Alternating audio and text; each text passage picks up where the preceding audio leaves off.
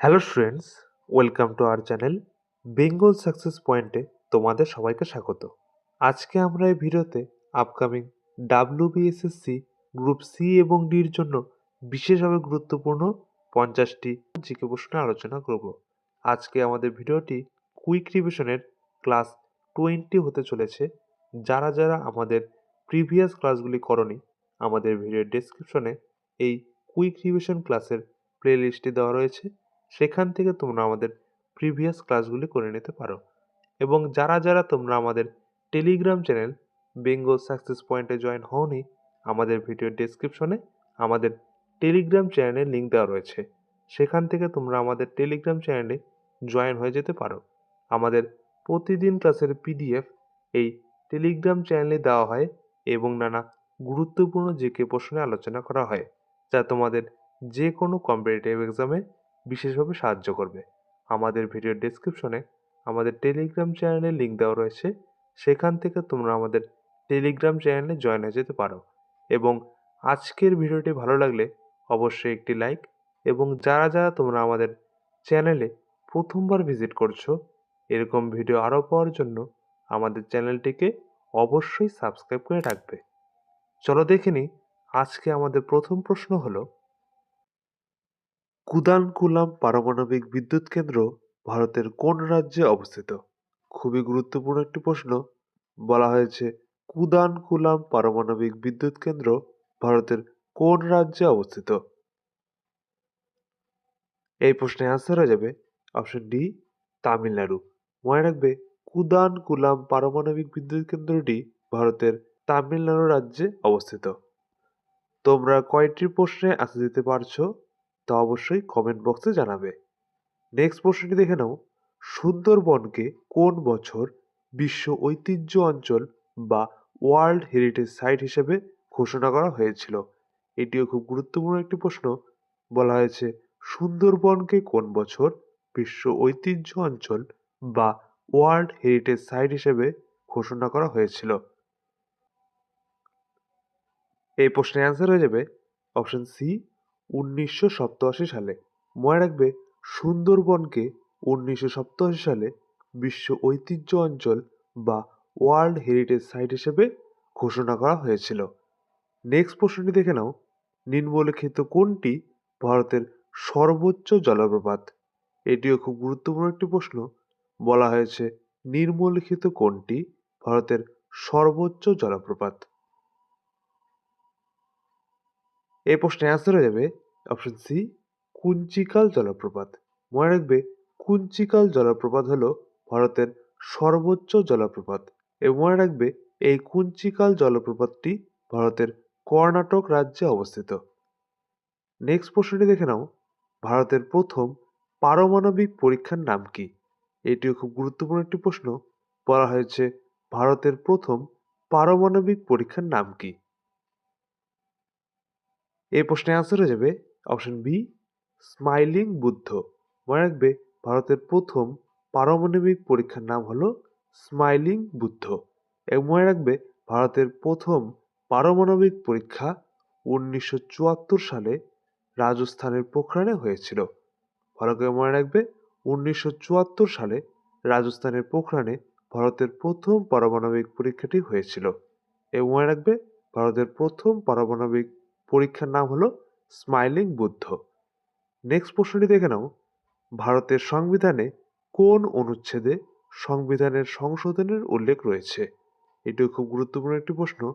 বলা হয়েছে ভারতের সংবিধানের কোন অনুচ্ছেদে সংবিধানের সংশোধনের উল্লেখ রয়েছে? এই প্রশ্নের অ্যান্সার হয়ে যাবে অপশন সি, অনুচ্ছেদ 368। মনে রাখবে, ভারতের সংবিধানের অনুচ্ছেদ 368তেই সংবিধানের সংশোধনের উল্লেখ রয়েছে। নেক্সট প্রশ্নটি হলো, ভারতের কোন রাজ্যে প্রথম পঞ্চায়েত রাজ ব্যবস্থা চালু হয়েছিল? এটিও খুব গুরুত্বপূর্ণ একটি প্রশ্ন। বলা হয়েছে ভারতের কোন রাজ্যে প্রথম পঞ্চায়েত রাজ ব্যবস্থা চালু হয়েছিল? অপশনে দেওয়া রয়েছে পশ্চিমবঙ্গ, রাজস্থান, গুজরাট এবং মহারাষ্ট্র। এই প্রশ্নের অ্যান্সার হয়ে যাবে অপশন বি, রাজস্থান। মনে রাখবে, ভারতের রাজস্থান রাজ্যেই প্রথম পঞ্চায়েত রাজ ব্যবস্থা চালু হয়েছিল? নেক্সট প্রশ্নটি হলো, ভারতের বৃহত্তম অভ্যন্তরীণ লবণাক্ত জলের হ্রদ নিম্নের কোনটি? এটিও খুব গুরুত্বপূর্ণ একটি প্রশ্ন।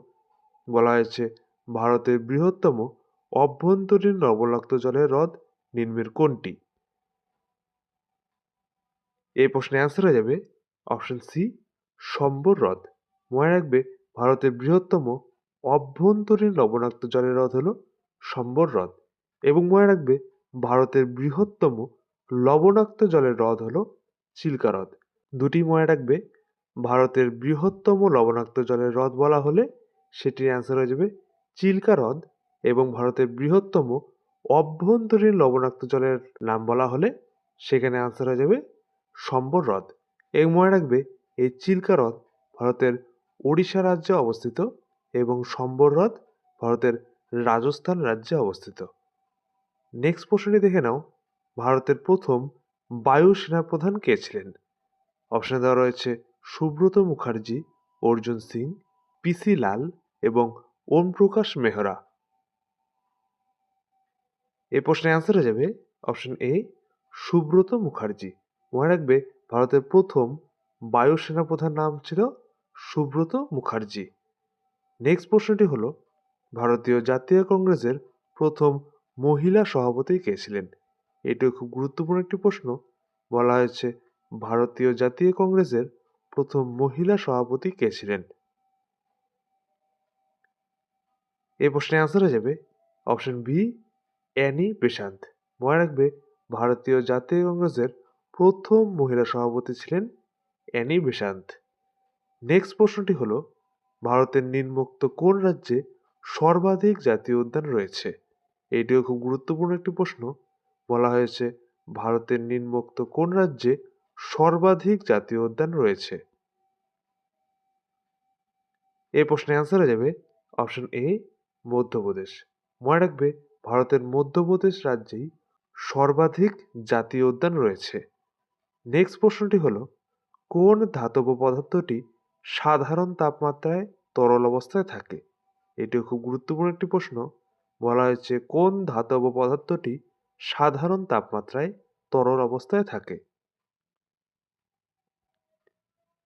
এই প্রশ্নের অ্যান্সার হয়ে যাবে অপশন এ, পারদ।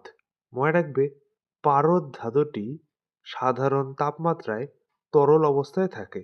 এবং যদি বলা হতো কোন অধাতু পদার্থটি সাধারণ তাপমাত্রায় তরল অবস্থায় থাকে, তাহলে অ্যান্সার হয়ে যেত ব্রোমিন। দুটি মনে রাখবে, যদি বলা হয় কোন ধাতু সাধারণ তাপমাত্রায় তরল অবস্থায় থাকে, তাহলে অ্যান্সার হয়ে যাবে পারদ। এবং যদি বলা হয় কোন অধাতু সাধারণ তাপমাত্রায় তরল অবস্থায় থাকে, তাহলে অ্যান্সার হয়ে যাবে ব্রোমিন। নেক্সট প্রশ্নটি হলো, প্রথম গোলটেবিল বৈঠক অনুষ্ঠিত হয় নিম্নোক্ত কোন সালে? এটি খুব গুরুত্বপূর্ণ একটি প্রশ্ন। বলা হয়েছে প্রথম গোলটেবিল বৈঠক অনুষ্ঠিত হয় নিম্নোক্ত কোন সালে? এই প্রশ্নের অ্যান্সার হয়ে যাবে অপশন বি, 1930 সালে। মনে রাখবে প্রথম গোলটেবিল বৈঠক অনুষ্ঠিত হয়েছিল 1930 সালে। পরবর্তী প্রশ্নটি হলো, ভারতীয় জাতীয় কংগ্রেসের প্রথম সভাপতি কে ছিলেন? এটিও খুব গুরুত্বপূর্ণ একটি প্রশ্ন। তোমাদের অনেকবার পরীক্ষায় এই প্রশ্নটি এসেছে। ভারতীয় জাতীয় কংগ্রেসের প্রথম সভাপতি কে ছিলেন? এই প্রশ্নের অ্যান্সার হয়ে যাবে অপশন বি, উমেশ চন্দ্র বন্দ্যোপাধ্যায়। মনে রাখবে ভারতীয় জাতীয় কংগ্রেসের প্রথম সভাপতি ছিলেন উমেশ চন্দ্র বন্দ্যোপাধ্যায়। নেক্সট প্রশ্নটি হলো, চিরস্থায়ী বন্দোবস্ত প্রবর্তন করেন নিম্নের কোন গভর্নর জেনারেল? অপশনে দেওয়া রয়েছে Lord Dalhousie, Lord Cornwallis, Lord Wellesley এবং লর্ড রিপন। প্রশ্নে বলা হয়েছে চিরস্থায়ী বন্দোবস্ত প্রবর্তন করেন নিম্নের কোন গভর্নর জেনারেল? এই প্রশ্নের অ্যান্সার হয়ে যাবে অপশন বি, লর্ড কর্নওয়ালিস। মনে রাখবে চিরস্থায়ী বন্দোবস্ত প্রবর্তন করেছিলেন লর্ড কর্নওয়ালিস। পরবর্তী প্রশ্নটি হলো, রাওলাট আইন পাশ হয় নিম্নলিখিত কোন সালে? বলা হয়েছে রাওলাট আইন পাশ হয় নিম্নলিখিত কোন সালে? এটি খুব গুরুত্বপূর্ণ একটি প্রশ্ন। এই প্রশ্নের অ্যান্সার হয়ে যাবে অপশন সি 1919 সালে। মনে রাখবে রাওলাট আইন পাশ হয়েছিল 1919 সালে। এবং মনে রাখবে এই 1919 সালেই মন্টেগু চেমসফোর্ড সংস্কার আইনটিও পাশ হয়েছিল। দুটি মনে রাখবে 1919 সালে দুটি আইন পাশ হয়েছিল, রাওলাট আইন এবং মন্টেগু চেমসফোর্ড সংস্কার আইন। আজকের ভিডিওটি ভালো লাগলে অবশ্যই একটি লাইক, এবং যারা যারা আমাদের চ্যানেলে প্রথমবার ভিজিট করছো এরকম ভিডিও আরও পাওয়ার জন্য আমাদের চ্যানেলটিকে অবশ্যই সাবস্ক্রাইব করে রাখবে। নেক্সট প্রশ্নটি দেখে নাও, বাংলায় দ্বৈত শাসন ব্যবস্থা এর অবসান কে ঘটান? এটিও খুব গুরুত্বপূর্ণ একটি প্রশ্ন। বলা হয়েছে বাংলায় দ্বৈত শাসন ব্যবস্থা এর অবসান কে ঘটান? এই প্রশ্নের অ্যান্সার হয়ে যাবে অপশন বি ওয়ারেন হেস্টিংস। মনে রাখবে বাংলায় দ্বৈত শাসন ব্যবস্থা এর অবসান ঘটিয়েছিলেন ওয়ারেন হেস্টিংস। মনে রাখবে এই দ্বৈত শাসন ব্যবস্থা 1772 সালে ওয়ারেন হেস্টিংস অবসান করেছিলেন। এবং মনে রাখবে বাংলায় দ্বৈত শাসন ব্যবস্থা এর প্রবর্তন করেছিলেন লর্ড ক্লাইভ। দুটি মনে রাখবে বাংলায় দ্বৈত শাসন ব্যবস্থার প্রবর্তন করেছিলেন লর্ড ক্লাইভ, এবং বাংলায় দ্বৈত শাসন ব্যবস্থা 1772 সালে অবসান ঘটান ওয়ারেন হেস্টিংস। নেক্সট প্রশ্নটি হলো, নিম্নে কে প্রথম ভারতীয় যিনি আইসিএস পরীক্ষায় পাশ করেন? এটিও খুব গুরুত্বপূর্ণ একটি প্রশ্ন। বলা হয়েছে নিম্নে কে প্রথম ভারতীয় যিনি আইসিএস পরীক্ষায় পাশ করেন? এই প্রশ্নের অ্যান্সার হয়ে যাবে অপশন বি সত্যেন্দ্রনাথ ঠাকুর। মনে রাখবে সত্যেন্দ্রনাথ ঠাকুরই যিনি প্রথম আইসিএস পরীক্ষায় পাশ করেছিলেন। নেক্সট হলো, রেগুলেটিং অ্যাক্ট পাশ হয় নিম্নোক্ত কোন সালে? খুবই গুরুত্বপূর্ণ একটি প্রশ্ন। বলা হয়েছে রেগুলেটিং অ্যাক্ট পাশ হয় নিম্নোক্ত কোন সালে? এই প্রশ্নের অ্যান্সার হয়ে যাবে অপশন বি 1773 সালে। মনে রাখবে রেগুলেটিং অ্যাক্ট পাশ হয়েছিল 1773 সালে। নেক্সট প্রশ্নটি হলো, আগস্ট প্রস্তাব ঘোষণা করেন নিম্নের কোন গভর্নর জেনারেল? এটি খুবই গুরুত্বপূর্ণ একটি প্রশ্ন। বলা হয়েছে আগস্ট প্রস্তাব ঘোষণা করেন নিম্নের কোন গভর্নর জেনারেল? অপশনে দেওয়া রয়েছে Lord Linlithgow, Lord Wavell, Lord Curzon এবং লর্ড মিন্টো। এই প্রশ্নের অ্যান্সার হয়ে যাবে অপশন এ লর্ড লিনলিথগো। মনে রাখবে আগস্ট প্রস্তাব ঘোষণা করেন লর্ড লিনলিথগো। তোমরা কয়টি প্রশ্নের অ্যান্সার দিতে পারছো তো অবশ্যই কমেন্ট বক্সে জানাবে। নেক্সট প্রশ্নটি হলো, ভারতীয় সুপ্রিম কোর্টের বিচারপতির অবসর বয়স কত? বলা হয়েছে ভারতীয় সুপ্রিম কোর্টের বিচারপতির অবসর গ্রহণের বয়স কত বছর? এই প্রশ্নের অ্যান্সার হয়ে যাবে অপশন সি 65 বছর। মনে রাখবে ভারতীয় সুপ্রিম কোর্টের বিচারপতিদের অবসর গ্রহণের বয়স হলো 65 বছর। নেক্সট প্রশ্নটি হলো, ভারতীয় সংবিধানের প্রস্তাবনায় ধর্মনিরপেক্ষ শব্দটি যুক্ত হয় নিম্নলিখিত কততম সংশোধনী অনুযায়ী? খুবই গুরুত্বপূর্ণ একটি প্রশ্ন। এই প্রশ্নের অ্যান্সার হয়ে যাবে অপশন বি 42তম সংবিধান সংশোধনী। মনে রাখবে ভারতীয় সংবিধানের প্রস্তাবনায় ধর্মনিরপেক্ষ শব্দটি যুক্ত হয় 42তম সংবিধান সংশোধনী অনুযায়ী। নেক্সট প্রশ্নটি হলো, ভারতের দীর্ঘতম নদীবাঁধ নিম্নের কোনটি? এটিও খুব গুরুত্বপূর্ণ একটি প্রশ্ন। বলা হয়েছে ভারতের দীর্ঘতম নদীবাঁধ নিম্নের কোনটি? এই প্রশ্নের অ্যান্সার হয়ে যাবে অপশন সি হীরাকুদ বাঁধ। মনে রাখবে ভারতের দীর্ঘতম নদীবাঁধ হলো হীরাকুদ বাঁধ। নেক্সট প্রশ্নটি হলো, সাইলেন্ট ভ্যালি জাতীয় উদ্যান ভারতের কোন রাজ্যে অবস্থিত? এটিও খুব গুরুত্বপূর্ণ একটি প্রশ্ন। বলা হয়েছে সাইলেন্ট ভ্যালি জাতীয় উদ্যান ভারতের কোন রাজ্যে অবস্থিত? এই প্রশ্নের অ্যান্সার হয়ে যাবে অপশন বি কেরালা। মনে রাখবে সাইলেন্ট ভ্যালি জাতীয় উদ্যান ভারতের কেরালা রাজ্যে অবস্থিত। নেক্সট প্রশ্নটি হলো, নিম্নে ইন্ডিকা গ্রন্থের রচয়িতা কে ছিলেন? বলা হয়েছে নিম্নে ইন্ডিকা গ্রন্থের রচয়িতা কে ছিলেন? অপশনে দেওয়া রয়েছে ফা হিয়েন, হিউয়েন সাং, মেগাস্তিনিস এবং আলবারনি। এই প্রশ্নের অ্যান্সার হয়ে যাবে অপশন সি, মেগাস্তিনিস। মনে রাখবে ইন্ডিকা গ্রন্থের রচয়িতা ছিলেন মেগাস্তিনিস। নেক্সট প্রশ্নটি হলো ফতোয়া ই আলমগীরি প্রণয়ন করেন নিম্নের কোন মুঘল সম্রাট? এটিও খুব গুরুত্বপূর্ণ একটি প্রশ্ন। বলা হয়েছে ফতোয়া ই আলমগীরি প্রণয়ন করেন নিম্নের কোন মুঘল সম্রাট? এই প্রশ্নের অ্যান্সার হয়ে যাবে অপশন সি, ঔরঙ্গজেব। মনে রাখবে ফতোয়া ই আলমগীরি প্রণয়ন করেন মুঘল সম্রাট ঔরঙ্গজেব। পরবর্তী প্রশ্নটি হলো ভারতের বৃহত্তম সমুদ্র তট নিম্নলিখিত কোন রাজ্যে লক্ষ্য করা যায়? বলা হয়েছে ভারতের বৃহত্তম সমুদ্র তট নিম্নলিখিত কোন রাজ্যে লক্ষ্য করা যায়? এই প্রশ্নের অ্যান্সার হয়ে যাবে অপশন সি, গুজরাট। মনে রাখবে ভারতের বৃহত্তম সমুদ্র তট ভারতের গুজরাট রাজ্যে লক্ষ্য করা যায়।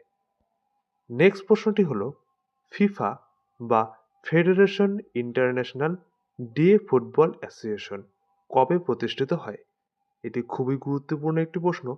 তোমাদের অনেকবার পরীক্ষায় এই প্রশ্নটি এসেছে যে ফিফা কবে প্রতিষ্ঠিত হয়।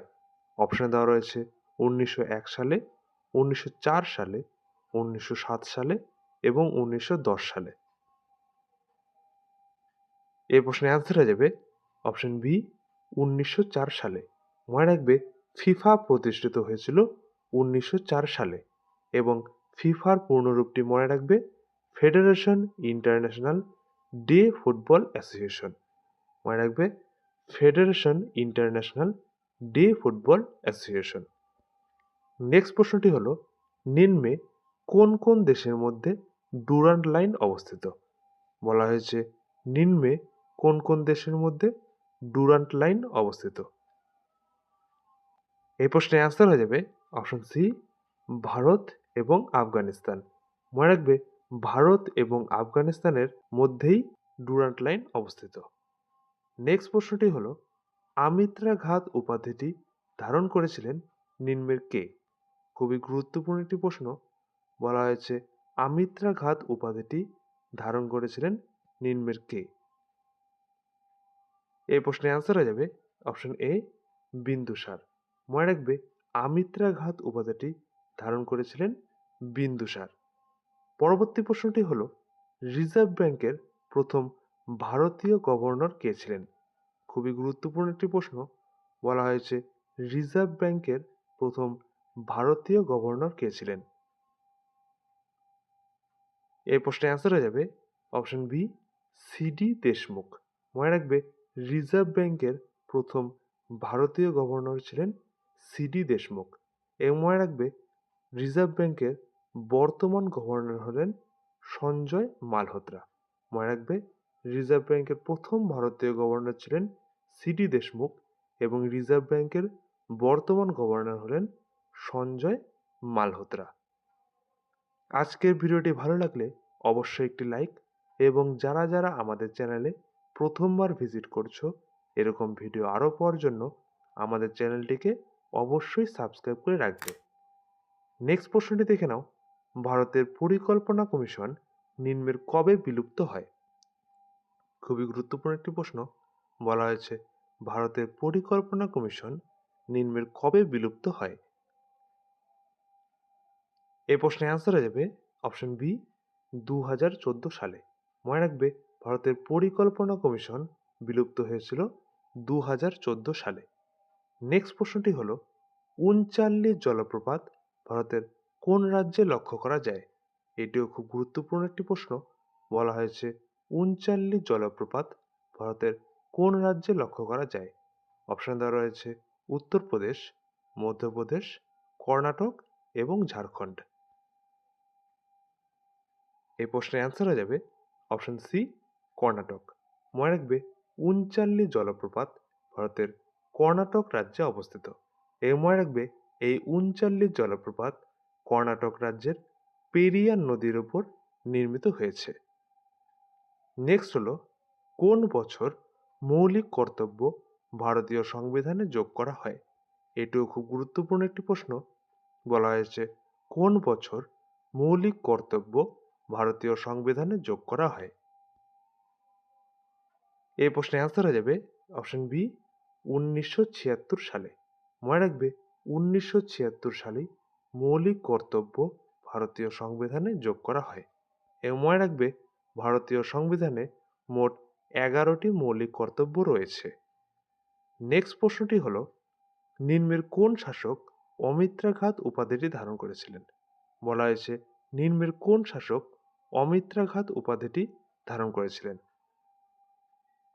এই প্রশ্নের অ্যান্সার হয়ে যাবে অপশন সি বিন্দুসার।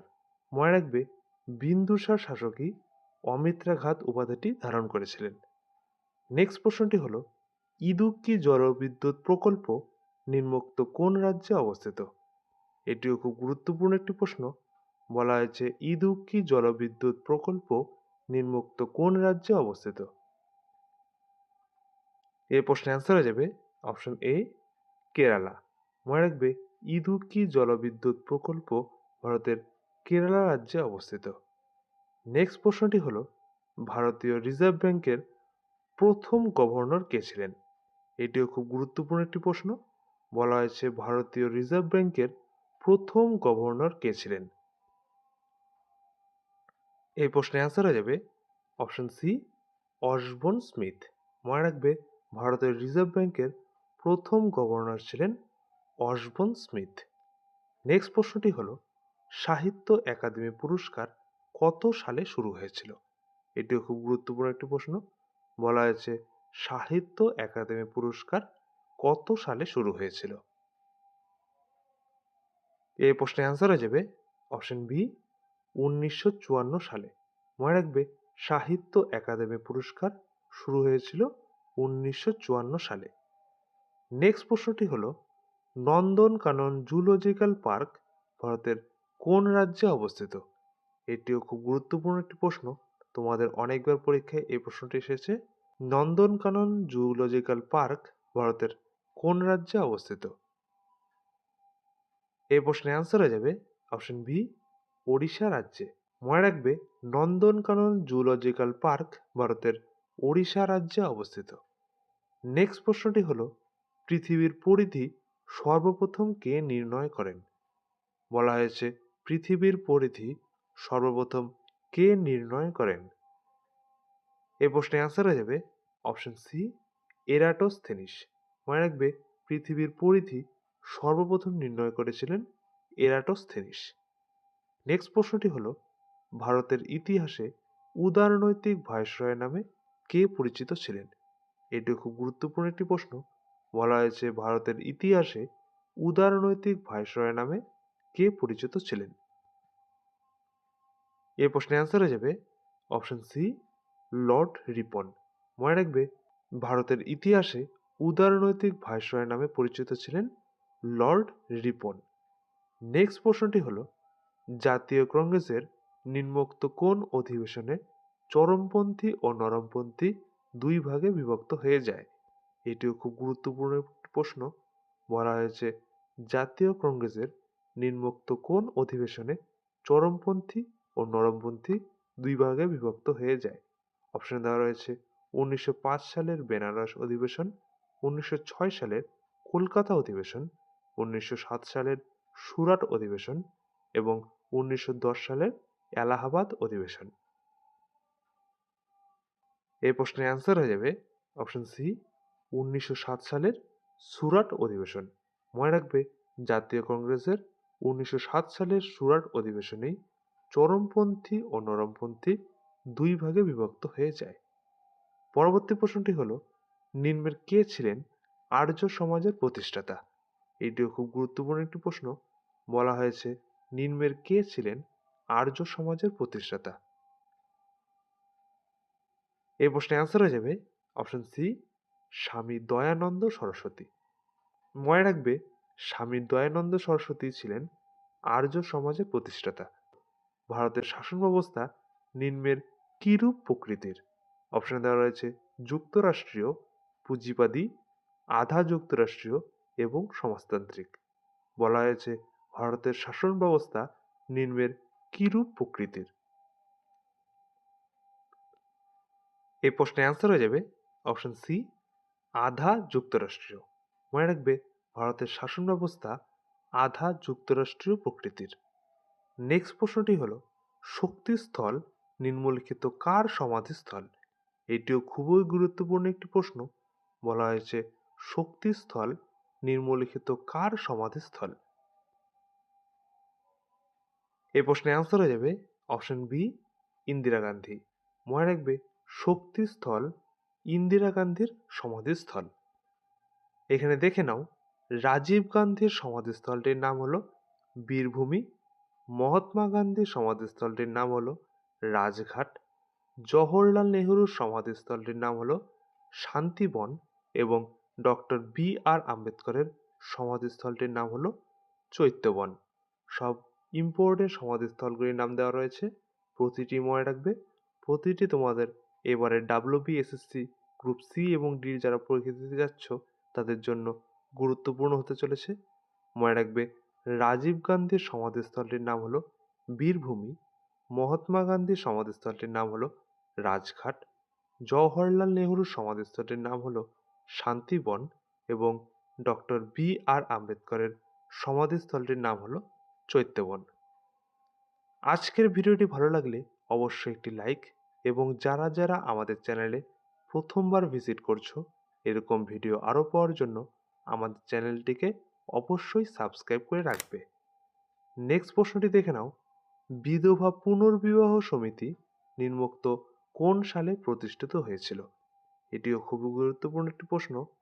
বলা হয়েছে বিধবা পুনর্বিবাহ সমিতি নিম্নোক্ত কোন সালে প্রতিষ্ঠিত হয়েছিল। এই প্রশ্নের অ্যান্সার হয়ে যাবে অপশন ডি, 1861 সালে। মনে রাখবে বিধবা পুনর্বিবাহ সমিতি প্রতিষ্ঠিত হয়েছিল 1861 সালে। মনে রাখবে মহাদেব রানারেই 1861 সালে বিধবা পুনর্বিবাহ সমিতি প্রতিষ্ঠা করেছিলেন। নামটি মনে রাখবে মহাদেব রানাডে। নেক্সট প্রশ্নটি হলো সার্ক নিম্নোক্ত কোন সালে প্রতিষ্ঠিত হয়েছিল। এটিও খুবই গুরুত্বপূর্ণ একটি প্রশ্ন। বলা হয়েছে সার্ক নিম্নোক্ত কোন সালে প্রতিষ্ঠিত হয়েছিল। এই প্রশ্নের অ্যান্সার হয়ে যাবে অপশন সি, 1985 সালে। মনে রাখবে সার্ক 1985 সালে প্রতিষ্ঠিত হয়েছিল। এই মনে রাখবে সার্কের পূর্ণরূপটি হলো south Asian association for regional cooperation.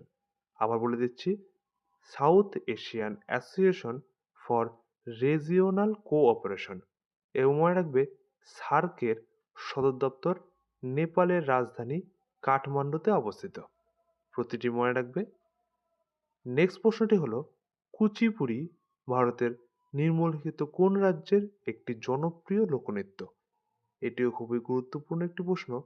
বলা হয়েছে কুচিপুড়ি ভারতের নিম্নলিখিত কোন রাজ্যের একটি জনপ্রিয় লোকনৃত্য। এই প্রশ্নের অ্যান্সার হয়ে যাবে অপশন সি, অন্ধ্রপ্রদেশ। মনে রাখবে কুচিপুড়ি ভারতের অন্ধ্রপ্রদেশ রাজ্যের একটি জনপ্রিয় লোকনৃত্য। নেক্সট প্রশ্নটি হলো প্রতি বছর জাতীয় বিজ্ঞান দিবস নিম্নোক্ত কবে পালন করা হয়। এটিও খুবই গুরুত্বপূর্ণ একটি প্রশ্ন। বলা হয়েছে প্রতি বছর জাতীয় বিজ্ঞান দিবস নিম্নোক্ত কবে পালন করা হয়। এই প্রশ্নের অ্যান্সার হয়ে যাবে অপশন সি, 28শে ফেব্রুয়ারি। মনে রাখবে প্রতি বছর 28শে ফেব্রুয়ারি দিনটিতেই জাতীয় বিজ্ঞান দিবস পালন করা হয়। নেক্সট প্রশ্নটি হলো পঞ্চতন্ত্র গ্রন্থটির রচয়িতা কে ছিলেন। এটিও খুবই গুরুত্বপূর্ণ একটি প্রশ্ন। বলা হয়েছে পঞ্চতন্ত্র গ্রন্থটির রচয়িতা কে ছিলেন। অপশন দেওয়া রয়েছে কালিদাস, বিষ্ণু শর্মা, বাণভট্ট এবং অশ্বঘোষ। এই প্রশ্নের অ্যান্সার হয়ে যাবে অপশন বি, বিষ্ণু শর্মা। মনে রাখবে পঞ্চতন্ত্র গ্রন্থটির রচয়িতা ছিলেন বিষ্ণু শর্মা। আজকে আমাদের শেষ প্রশ্নটি হলো নিম্নে রায়তোয়ারি বন্দোবস্তের প্রবর্তক কে ছিলেন। এটিও খুবই গুরুত্বপূর্ণ একটি প্রশ্ন। বলা হয়েছে নিম্নে রায়তোয়ারি বন্দোবস্তের প্রবর্তক কে ছিলেন? এই প্রশ্নের অ্যান্সার হয়ে যাবে অপশন সি, টমাস মুনরো। মনে রাখবে, রায়তোয়ারি বন্দোবস্তের প্রবর্তক ছিলেন টমাস মুনরো এবং মহলওয়ারি বন্দোবস্তের প্রবর্তক ছিলেন হল্ট ম্যাকেঞ্জি। দুটি মনে রাখবে, দুটি খুবই ইম্পর্ট্যান্ট। রায়তোয়ারি বন্দোবস্তের প্রবর্তক ছিলেন স্যার টমাস মুনরো এবং মহলওয়ারি বন্দোবস্তের প্রবর্তক ছিলেন হল্ট ম্যাকেঞ্জি। যারা যারা আমাদের টেলিগ্রাম চ্যানেল বেঙ্গল সাকসেস পয়েন্টে এখনও জয়েন হওনি, আমাদের ভিডিও ডেসক্রিপশনে আমাদের টেলিগ্রাম চ্যানেলের লিঙ্ক দেওয়া রয়েছে, সেখান থেকে তোমরা আমাদের টেলিগ্রাম চ্যানেলে জয়েন হয়ে যেতে পারো। আমাদের আজকের ক্লাসের পিডিএফ এবং প্রতিদিনের ক্লাসের পিডিএফ এই টেলিগ্রাম চ্যানেলেই দেওয়া হয় এবং নানা গুরুত্বপূর্ণ জিকে প্রশ্নে আলোচনা করা হয়, যা তোমাদের যে কোনো কম্পিটিটিভ এক্সামে বিশেষভাবে সাহায্য করবে। আমাদের ভিডিও ডেসক্রিপশনে আমাদের টেলিগ্রাম চ্যানেলের লিঙ্ক দেওয়া রয়েছে, সেখান থেকে তোমরা আমাদের টেলিগ্রাম চ্যানেলে জয়েন হয়ে যেতে পারো। এবং আজকের ভিডিওটি ভালো লাগলে অবশ্যই একটি লাইক, এবং যারা যারা আমাদের চ্যানেলে প্রথমবার ভিজিট করছো, এরকম ভিডিও আরও পাওয়ার জন্য আমাদের চ্যানেলটিকে অবশ্যই সাবস্ক্রাইব করে রাখবে।